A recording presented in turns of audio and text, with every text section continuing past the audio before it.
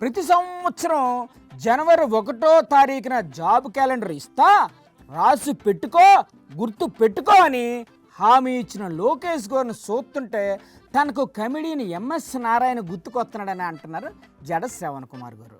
నమస్కారం సార్. ఇప్పుడు ఎంఎస్కు లోకేష్కు ఏంటి సార్ పోలిక? రాష్ట్ర ప్రజలకి మీరు ఇచ్చినటువంటి హామీలను నేను మళ్ళొక్కసారి గుర్తు చేస్తాను. గుర్తు చేసేయండి. ప్రతి సంవత్సరం జాబ్ క్యాలెండర్ విడుదల చేస్తాం. రికార్డ్ చేసుకో, డేట్ టైం రాసుకో. ఇంక మొదలెట్టండి సార్. కడుపుకి అన్నమేనా తినేది నారా లోకేష్ గారు? అన్నం కాకుండా ఇంకేం తింటాడు సార్ లోకేష్ బాబు? ఏమి తెలియని అమాయకులాగా స్వాతి ముత్యం కమల్ హాసన్ లాగా నటిస్తే ఆ నటన ఎంతో కాలం నిలబడదు సార్. జనవరి 1వ తారీఖు ఎందుకు జాబ్ క్యాలెండర్ ఇవ్వలేదు? వాళ్ళ ఇంట్లో ఉన్న క్యాలెండర్లో జనవరి నెల అసలు ఉందో లేదో. ఇప్పుడు నిన్ను ఎక్కడ చొక్కా ఇప్పి ఎక్కడ తినాలి నిన్ను? సార్ ఆయన ఏదో సొక్కా పట్టుకొని నిలదీయండి అని ఓ పంచుడేలా కొట్టాడు. అంత మాత్రాన మీరు నిజంగా సొక్కా పట్టేసుకుంటారా ఏంటి?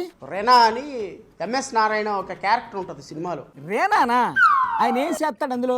ఆయన కూడా అంతే పాప. అక్కడెక్కడో ఫ్యాక్షన్ ఊళ్ళో నుంచి పారిపోయి ఇటు వచ్చేస్తాడు.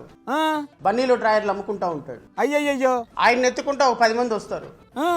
ఏమన్నా నువ్వు తల పీకలు కోసినటువంటి నువ్వు బన్నీలు డ్రాయర్లు అమ్ముకుంటున్నావు, ఇంత గొప్ప సీమ ఫ్యాక్షనిస్ట్వి, ఒక్కసారి తొడగొట్టన్నా చూడాలని ఉంది. ఇప్పుడు మీకు ఆ రేనా ఎందుకు గుర్తొచ్చాడు సార్? లోకేష్ మాటలు, లోకేష్ డైలాగులు వింటే ఆ ఎంఎస్ నారాయణ గారు, స్వర్గీయ ఎంఎస్ నారాయణ గుర్తొస్తాడు నాకు. అంటే ఇప్పుడు మీకు లోకేష్ గారు రేనాలాగా గుర్తొస్తున్నాడా sir? This is too much sir. నేను అడుగుతున్నాను నారా లోకేష్ గారిని. ఏంటి అడుగుతారు? తొడగొట్టమనే సార్ ఒక్కసారి జాబ్ క్యాలెండర్లు రిలీజ్ చేయండి సార్. మీరు అడిగితే చేసేస్తారేంటి? ఆయన తొడగొట్టలేడు, ఈయన జాబ్ క్యాలెండర్లు రిలీజ్ చేయండి. మరి తెలిసి కూడా తొడగొట్టు, మీసం తిప్పు అని అనడం ఎందుకు సార్?